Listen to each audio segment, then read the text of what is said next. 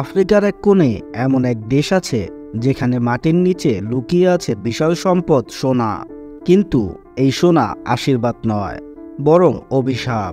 আজ আমরা জানব সেই রহস্যময় কাহিনী, কিভাবে সুদানের সোনা যুদ্ধের আগুনে জ্বলতে থাকা এক দেশের ভেতর থেকে আন্তর্জাতিক নিষেধাজ্ঞাকে পাশ কাটিয়ে দুবাইয়ের বিলাসবহুল বাজারে পৌঁছে যায়।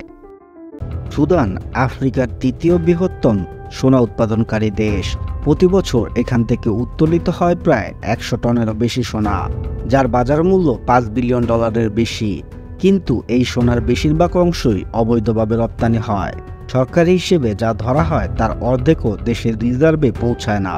সুদানের পশ্চিমাঞ্চল, বিশেষ করে দারফুর, কর্দোফান ও নীলনদ অঞ্চল সোনায় সমৃদ্ধ। কিন্তু এই এলাকাগুলো নিয়ন্ত্রণ করে বেসরকারি মিলিশিয়া গ্রুপ, যেমন RSF, র্যাপিড সাপোর্ট ফোর্স, যাদের নেতৃত্বে রয়েছেন মোহাম্মদ হামদান দাগলো। 2019 সালে সুদানের এক নায়ক ওমর আল বশিরের পতনের পর থেকে দেশটিতে অস্থিরতা বিরাজ করছে। বেসামরিক সরকার ও সামরিক বাহিনীর মধ্যে সংঘাত চলতে থাকে। এই বিশৃঙ্খলার সুযোগ নেয় RSF। তারা দখল করে নেয় সোনার খনি। সোনা হয়ে ওঠে তাদের অর্থের প্রধান উৎস, যা দিয়ে তারা অস্ত্র কেনে, সেনা মোতায়েন করে এবং যুদ্ধ চালিয়ে যায়। সুদানের সোনাকে তাই বলা হয় ব্লাড গোল্ড, অর্থাৎ রক্তে রঞ্জিত সোনা।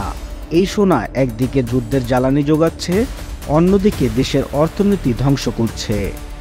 এখন প্রশ্ন হলো, এই সোনা সুদান থেকে বের হয় কিভাবে? অধিকাংশ ক্ষেত্রেই সোনা গোপনে মরুভূমি পেরিয়ে মিশর বা চাঁদে পাঠানো হয়, তারপর দুবাইয়ে উড়োজাহাজে রপ্তানি হয়। এই পুরো প্রক্রিয়া চলে ছায়ার আড়ালে, কোনো অফিসিয়াল রপ্তানি নথি ছাড়াই।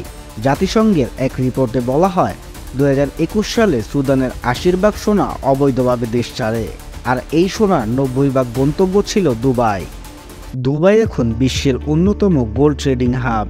প্রতি বছর এখানে $75 বিলিয়ন বেশি সোনার লেনদেন হয়। কিন্তু এই সোনার উৎস যাচাই করার কোনো শক্ত নীতিমালা নেই, যার মানে যুদ্ধবিধ্বস্ত দেশ থেকে আসা অবৈধ সোনাও সহজেই বাজারে ঢুকে পড়ে। দুবাইয়ের গোল্ড শোক বা দুবাই মাল্টি কমোডিটি সেন্টারে সোনা এসে মিশে যায় বৈধ উৎসের সঙ্গে, ফলে ব্লাড গোল্ড হয়ে যায় রিফাইন গোল্ড।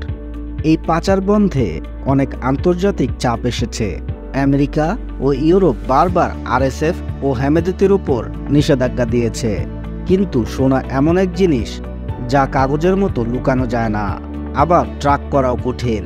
এদিকে রাশিয়ার ওয়াগনার গ্রুপও সুদানের সোনায় আগ্রহ দেখিয়েছে। রাশিয়া যুদ্ধের খরচ চালাতে আফ্রিকার সোনার ব্যবহার করছে, আর সুদান তাদের জন্য এক গুরুত্বপূর্ণ উৎস। এই অবৈধ সোনার কারণে সুদানের সাধারণ মানুষ চরম ক্ষতির শিকার। পরিবেশ ধ্বংস হচ্ছে, খনিতে শিশু শ্রম ব্যবহার হচ্ছে, আর সোনার দাম বাড়লেও জনগণ পাচ্ছে না কোনো লাভ। একটি প্রাকৃতিক সম্পদ আজ হয়ে উঠেছে দারিদ্র্যের প্রতীক। সুদানের সোনা শুধু একটি ধাতু নয়, এটি এক অন্ধকার বাস্তবতা, যেখানে ক্ষমতার লোভ, যুদ্ধের আগুন আর রক্তের দাম মিশে আছে একসাথে। যতক্ষণ এই সোনার অবৈধ বাণিজ্য বন্ধ না হয়, ততক্ষণ পর্যন্ত আফ্রিকার মরুভূমিতে জ্বলতে থাকবে ব্লাড গোল্ডের আগুন। তুমি যদি মনে করো এই গল্পটা জানার মতো গুরুত্বপূর্ণ, তাহলে ভিডিওটি শেয়ার করো, যেন আরও মানুষ জানতে পারে এই সোনার অন্ধকার দিকের বাস্তবতা। আর যদি এমনই তথ্যভিত্তিক গবেষণাধর্মী ভিডিও দেখতে চাও, তাহলে অবশ্যই চ্যানেলটি সাবস্ক্রাইব করো এবং নোটিফিকেশন বেল অন করে রাখো, যাতে পরের ভিডিও মিস না হয়।